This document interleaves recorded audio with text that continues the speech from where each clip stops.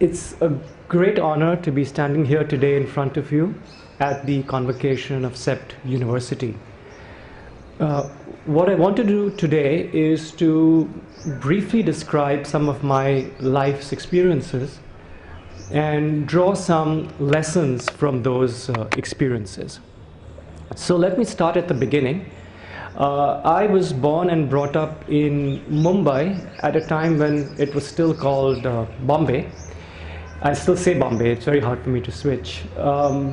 And this was a time when, in the late 1970s, early 1980s, when there were relatively few educational and career opportunities. If you were good at math, then you became an engineer. If you were good at chemistry and biology, you became a doctor. If you were creative and artistic, you became an architect, and so forth. And I found myself, almost without a choice in the matter, studying civil engineering at IIT Bombay. The first couple of years were actually quite difficult for me. I realized very early that I really had no aptitude for engineering. I just was there because I was good at math. And I wasn't, for that reason, particularly interested in the courses that I was studying. Things changed for me at the end of my second year. You can say that I grew up. I began to understand that I actually was very, very fortunate to be where I was. I was surrounded by students, some of whom were incredibly talented, incredibly intelligent. I had professors who were very well trained, who were very competent, and I was in an institution that was relatively resource abundant. And I think most of all, I began to understand that I was very privileged and that I had received a lot from my society. And so this was, I was 20 years old at the time, and I think I began to understand that I had a responsibility to give back to this society that I was born into, which had given me so much. The problem at the time, of course, I said I didn't know what to do at that stage. What could I do to give back? Being a student of civil engineering, my thought was perhaps that I could work on low-cost housing, designing houses for people who were less advantaged economically and socially. And so what I did was to get in touch with some of the faculty in the Industrial Design Center, which was at the time in the Mechanical Engineering Department at IIT. And some of these people had been trained as architects. And they were very generous with their time. They taught me how to draw. They helped me with my third-year paper, which was on low-cost housing. They helped me with my BTech project, which was also on low-cost housing. And I ended up, at the end of my IIT program, moving to the US to study a master's in architecture at the University of Illinois. So here I was, trained as a civil engineer, moving into architecture. Of course, everyone, my parents, my friends, my family, they all thought I was crazy to be doing that. But I thought that I had found what I wanted to do, and I thought it was architecture. So I moved to America, and I started the Masters of Architecture program there. And I'm sure you know what the story is here. So I discovered that, in fact, it wasn't quite right for me. For one thing, I was very interested in making a difference, in doing something that was socially relevant. And at least in those days, this is now the late 1980s, architecture in America was much more concerned with form, with aesthetics, with design, things that didn't seem so central to what my objectives were. I had a friend who was at IIT with me, who was at that point in time doing his PhD at Berkeley. And he had a friend growing up in Ahmedabad, who all of you know very well. It's the president of CEPT, Bimal. And I still remember talking to Bimal on the phone when I was at Illinois. I didn't know him, of course, and we just had a mutual friend. Talking to him about my frustrations, about how I felt like I wasn't quite doing the right thing. And he suggested that I come out to Berkeley to meet with the faculty in the city planning department at Berkeley. So I just went out there for a couple of days. I met with them. I was quite impressed with the program, with the faculty. They presumably were impressed with me because they offered me a position in their department from the next semester. So after one semester in the architecture program at Illinois, I moved to Berkeley to study urban design in the city planning department. You've guessed it again. So I went there, and sure enough, I wasn't happy. This was now, I was in the second semester doing design, and I started to realize that, well, I did not have the talent to be a designer. So here I was, a failed civil engineer, a failed designer, and I had to figure out what to do next. Now, the non-design courses that I was taking in the planning department didn't appeal to me very much either, because they lacked the rigor, the technical rigor that I was used to when I was a civil engineering student at IIT Bombay. So I sat down again and I thought to myself, what could I do? By that point, I thought to myself, well, low-cost housing is fine, it's a useful thing, but it doesn't make people rich. It doesn't change their lives fundamentally at some level. What could I do to actually improve, people's livelihoods? And I thought again, sitting here in a city planning department, that maybe what I needed to do was to work on infrastructure. And so off I went and decided to switch into transportation policy and planning. So there I had now a dual degree. So I continued with my program in city planning, but I also added on a master's in civil engineering. I specialized in transportation policy and planning, and that's what I completed at Berkeley. During this program, I took a course in microeconomics and systems analysis. And I knew right away that this was what I needed to do, because economics combined the rigor of engineering or physics with social science, which I realized at that point was really where my heart was. The problem, of course, is that I didn't have a background in economics. I had never studied economics before. And here I was wanting to do economics myself in the future. So I finished with my degrees at Berkeley. And at that point, I had to make a big decision, and I decided to go back to India. I really didn't have any sense of what I would do in India. All I knew is I still was deeply committed to working in development, whatever that meant at that point in time for me. And I wanted to work in economics. I wanted to learn economics. I came back to India, and as you can imagine, it wasn't easy. Not many people were interested in talking to someone. This is again the late 1980s, when city planning was not something that people had heard of so much. I had an IIT degree, but not much else. But I was lucky enough to end up at two research institutes, the Indira Gandhi Institute of Development Research in Bombay, which had just started up at the time, and IRMA, the Institute for Rural Management in Anand.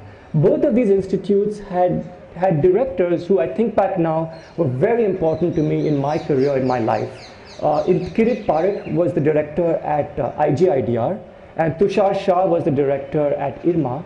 Both of them were people of great vision, amazingly intelligent people who basically taught me everything, I think many of the things that I know today. When I was at IRMA, I worked on milk cooperatives. I got a chance to actually travel to villages in Kheda district. When I was at IGIDR, I got to learn to work with large data sets. I learned economics from someone who taught me how to think like an economist. That was Kirit Parekh. And this was a very formative stage in my life. When I was at these milk cooperatives in Kheda district, there was something that really struck me, which changed my life completely. I noticed that in some villages, these milk cooperatives worked beautifully. They just functioned perfectly.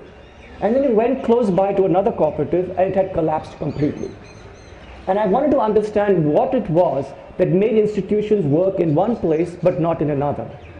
Now, of course, at the time, I didn't have the tools to really even approach this question. But it was to me a central question, which, as you will see, has occupied me for the next 25 years. When I was done with my 2 years in India, I was able to get into the PhD program at MIT, which is arguably the leading economics department in the world, in large part because of my experience over those 2 years at IGIDR at IRMA. So I went back to America in 1991 to do my PhD in economics. I had no formal training in economics at the time, but I worked like a monk in a monastery for 2 years. I did absolutely nothing else. And by the end of the 2 years, I had pretty much caught up, I think, with my classmates. And I just went on from there. I mean, since then, I had found what I wanted. I knew what I wanted to do. I had the central question which I wanted to understand, which is why it is that institutions work in one place but not in another, and I was set for the rest of my working life. From then, I've just worked as a development economist. I've never deviated. And here I am today standing in front of you. So this, in short, is the story of my life with all its twists and turns. What I want to do now is to very briefly draw 2 or 3 lessons from these experiences of mine. So the first lesson that I want you to take away is that you need to find a calling. You need to find what you really want to do. It took me 10 years to do that. I started off as a civil engineer, then I went and studied architecture, then I did urban design, then I did transportation policy and planning, and then I became an economist. So if you looked at me when I was in my 20s, if you had met me, you would have thought that I was a complete flake. I went from one thing to the other. My family was very concerned. My poor mother was so worried, you know how it is, right? All my friends were worried, but when I think back to it now, you can actually put all those pieces together. It was very clear with hindsight that I was actually purposefully searching for something. And every change that I made was shaped by my past experience, and it was based on the opportunities that were at a given point in time available to me. And so I was searching for the right place for myself. It took me 10 years. Some of you might already have found it. Some of you might take 5 years to find it. The point that I want to make for you is you should for sure take the time. Don't worry. Don't feel like you need to jump up and find yourself immediately. It takes time. It's not easy. But you should do it because remember, you owe it to yourself. You will not be fulfilled in your life if you do not find the job or the work that really truly fulfills you. Okay, so that's the first lesson that I want you to take away from this. The second lesson that I want you to take away from this is to live your life at risk, which is in some ways related to that. When I went back from Berkeley to India, I had no idea what I was going to do. I knew that I wanted to work in development. I knew that I wanted to be an economist, but nothing else. But when I think back now, taking that risk was the best thing that ever happened to me. I would not have gone to MIT if I had stayed back in the US. Who knows what I would be today? I wouldn't be what I am right now. Similarly, when I finished at MIT with my PhD, I really wanted to answer that fundamental question which had intrigued me when I was doing fieldwork in Kedah. I wanted to understand what it was that made some communities work and others not. And that's what I did when I finished at MIT. I did all of my research on social institutions, on networks, on social learning, and at the time, that was very far from what economists were interested in. And so it took me many, many years to publish my work. There were times when I felt like I would just fail completely. I would have to get a job doing something else, a non-academic job. But after 7 or 8 years, I actually managed to push my work through, and it ended up having a big impact. Today, the field of research on networks is red hot in economics. Everyone wants to do research on networks. The theorists want to do research on networks. The macroeconomists want to do research on networks. The econometricians want to do research on networks. The development economists want to do that research as well. And I'm happy to say that I was there long before these people were doing this research. Now today, of course, you have a bunch of people who are much smarter than me who are doing research on this area. And they pushed it far from what I could have done myself. But that is what you want. You don't want to be the follower. You want to be the person who gets up first and does something. And you don't want to do it because you're strategic or because you're thinking to yourself, well, maybe someday this is going to be a hot field. You want to do it because you love it and because you think it is important. I'm doing different things now. I'm really interested in social norms. I'm really interested in intergenerational mobility and community dynamics. And I'm doing it, and maybe 10 years from now, the rest of the field or the discipline will find that interesting and important too. Maybe they won't. It doesn't matter. At the end of the day, you have to live your life at risk because that's the only way that you will ever make huge progress. And the last thing I want to tell you, which is perhaps the most important thing, is that you need to have a sense of responsibility. That is perhaps the most important thing. Yes, it's important to find your calling. It's important to live your life at risk. It's important to fulfill yourself as an individual. But at the end of the day, you will only be truly fulfilled if you have a commitment and a responsibility to something bigger than yourself.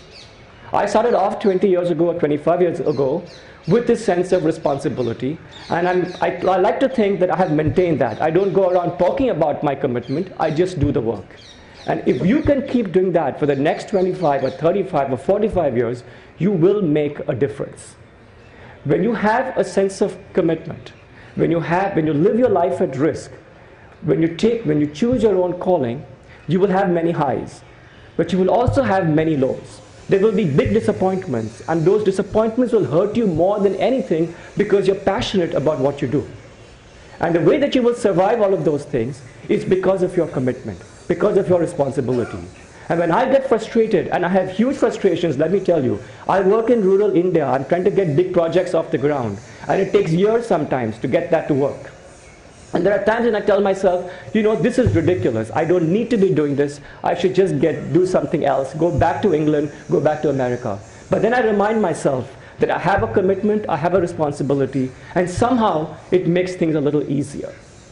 And so those are the three lessons that I want you to take away. You need to find your calling, you need to live your life at risk, and you need to have a sense of responsibility. And if you live your life like that way, I can promise you, you will be happier at the end of it. Don't be scared. You all have the talent, you have the ability. There's nothing to stop you from going out into the world and really making a difference. That's all I want to say today. This is just a short talk. Today is your day, okay? You have the rest of your lives to live, so go out and live your life. Thank you.